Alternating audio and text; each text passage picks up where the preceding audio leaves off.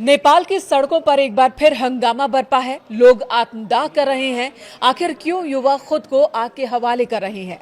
आत्मदाह में अब तक 2 लोगों की मौत हो चुकी है। युवाओं के गुस्से की वजह क्या है? वो पीएम शाह से आखिर चाहते क्या हैं? प्रधानमंत्री बालेंद्र शाह बेबस क्यों है? जिस सरकार का निर्माण जेन ज़ी आंदोलन से हुआ, उसी सरकार के खिलाफ जेन ज़ी फिर सड़कों पर क्यों है? नेपाल का राजनीतिक भविष्य क्या होगा और इस उथल पुथल का भारत पर असर क्या होगा? क्या भारत को इससे चिंतित होने की जरूरत है? नमस्कार, मैं हूं आपके साथ मेनका चौधरी। भारत का पड़ोसी देश नेपाल फिर जल रहा है। हालिया जेन ज़ी आंदोलन मुख्य रूप से प्रधानमंत्री बालेंद्र शाह यानी कि बालेन सरकार की बेदखली की नीतियों और युवाओं की नाराजगी की वजह से है। यूं तो पीएम बालेन ने कई विवादित फैसले लिए, लेकिन हाल ही में काठमांडू में बिना किसी वैकल्पिक व्यवस्था के भूमिहीन झुग्गीवासियों को हटाने का फैसला और एक युवा राइडर गणेश नेपाली का पासपोर्ट विभाग के बाहर आत्मदाह की कोशिश जिसमें उसकी मौत हो गई, उसके बाद लोगों का गुस्सा भड़क उठा। इस घटना में 25 साल के गणेश की मौत हो गई। पिछले 3 दिनों में 3 युवाओं ने आत्मदाह की, जिनमें 2 की जान चली गई है, जिसके बाद अब नेपाल के युवा प्रधानमंत्री बालेन शाह के इस्तीफे की मांग कर रहे हैं, सड़कों पर उतर आए हैं। युवाओं ने अपनी मांगे खुलकर रखी हैं।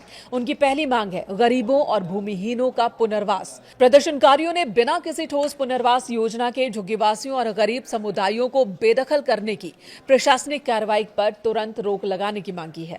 आत्मदाह और मौत के मामलों में इंसाफ की मांग की है। गणेश नेपाली समेत आर्थिक तंगी और प्रशासनिक उत्पीड़न के कारण जान गंवाने वाले युवाओं के परिवारों को न्याय और आर्थिक मुआवजा देने की मांग की गई है। रोजगार और आर्थिक नीतियों पर भी युवाओं ने खुलकर अपनी नाराजगी दिखाई है। इन्होंने देश में बढ़ती महंगाई और बेरोजगारी के लिए बालेन शाह को जिम्मेदार बताया और मांग रहे हैं कि कोई ठोस कदम उठाया जाए ताकि युवाओं को खाड़ी देशों में या फिर विदेशों में पलायन न करना पड़े।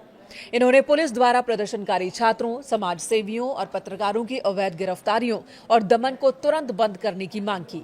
युवा बेहिसाब करप्शन से भी परेशान हैं।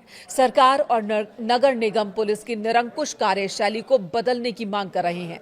कुल मिलाकर स्थिति यह है कि नेपाल के युवा हताशा में हैं। मौजूदा परिस्थिति का नेपाल की राजनीति पर विपरीत असर पड़ सकता है।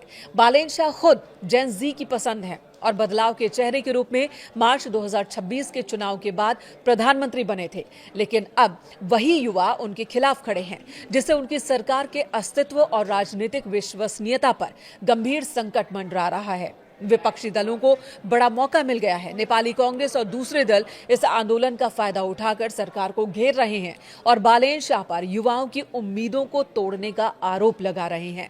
साल 2025 में इसी तरह के जेन ज़ी आंदोलन ने तत्कालीन ओली सरकार को गिरा दिया था। अगर ये नया आंदोलन भी इसी तरह से हिंसक रूप लेता है तो नेपाल एक बार फिर गंभीर राजनीतिक अनिश्चितता और अस्थिरता के दौर में जा सकता है। युवाओं का गुस्सा साफ दिखा रहा है कि नेपाल में केवल चेहरा बदलने से, यानी कि ओली की जगह पर बालेन के आ जाने से युवा संतुष्ट नहीं है। उन्हें पूरी व्यवस्था और नीतियों में बुनियादी बदलाव चाहिए। अब सवाल की इस स्थिति का भारत पर असर क्या होगा? तो राजनीतिक असर लगभग न के बराबर होगा। सीधा सीधा कोई असर नहीं होगा। हाँ, सीमावर्ती इलाकों में लॉ एंड ऑर्डर की स्थिति बन सकती है और ऐसे में भारत अपनी सीमाओं पर सुरक्षा बढ़ा रहा है। बिहार, उत्तराखंड, उत्तर प्रदेश से सटी सीमाओं पर चौकसी बढ़ा दी गई है ताकि अवांछित तत्व भारत में प्रवेश न कर सके। अगर नेपाल में आंतरिक आर्थिक संकट और राजनीतिक दमन बढ़ता है तो खुली सीमा का लाभ उठाकर बड़ी संख्या में नेपाली नागरिक और युवा रोजगार और सुरक्षा के लिए भारत का रुख कर सकते हैं। भारत हमेशा नेपाल में राजनीतिक स्थिरता का समर्थक रहा है। नेपाल में बार बार सरकार बदलने या अराजकता फैलने से क्षेत्र में भू राजनीतिक अस्थिरता बढ़ जाती है, जिसका फायदा उठाकर चीन जैसे देश अपनी पकड़ मजबूत कर सकते हैं, कोशिश कर सकते हैं। द्विपक्षीय व्यापार और संपर्क पर असर पड़ सकता है। भारत और नेपाल के बीच गहरा व्यापारिक और आर्थिक संबंध है। काठमांडू और अन्य जिलों में कर्फ्यू या बंद की स्थिति में भारत से होने वाली आवश्यक वस्तुओं की आपूर्ति और द्विपक्षीय व्यापार प्रभावित हो सकता है। तो इस तरह के असर भारत पर भी हो सकते हैं। फिलहाल भारत की सरकार ने नेपाल की हर एक स्थिति पर अपनी नजर बनाकर रखी है।